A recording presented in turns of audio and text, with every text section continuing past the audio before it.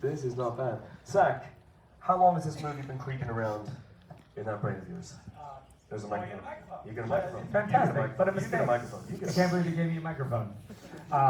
These guys want to see the movie. Anyway, it's been creeping around for quite a long time. You know, we were talking about out there. You know, really, it kind of.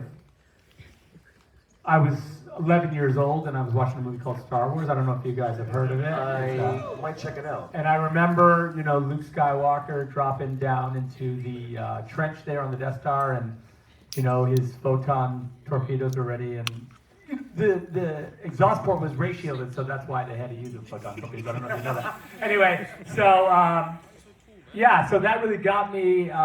Really, it started me. That's why I have this job. You know, that this is what I knew then that that's what I wanted to do, is make movies.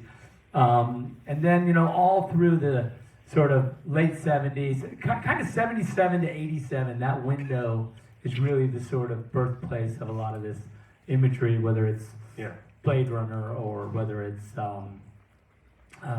you know, heavy metal, the movie or the magazine, whether it's Empire or whether it's John Boorman's Excalibur or any of those movies that all kind of like Milos' Conan the Barbarian. You know, I was a real fan of like fantasy and sci-fi, and I just felt like it was a thing I really wanted to do at some point, but I didn't know when that was going to happen.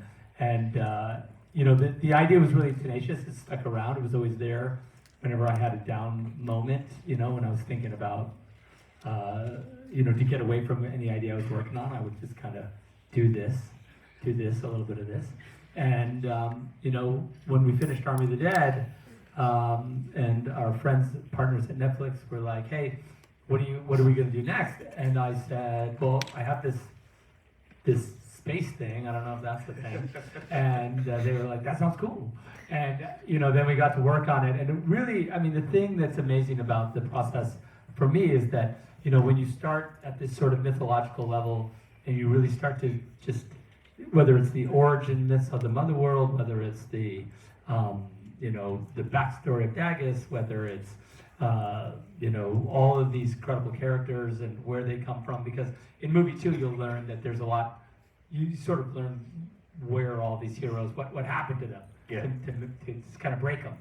And I think that work is really, when you see it actually on screen and you forget that you thought of it, it's kind of a cool evolution to like start to be, to have the world surprise you back again. And I think that's what's fun about doing something on this scale. And you know, it's a joy to work with this incredible cast that you'll meet in a minute, but they've been incredible, and it's incredible actually to have this team.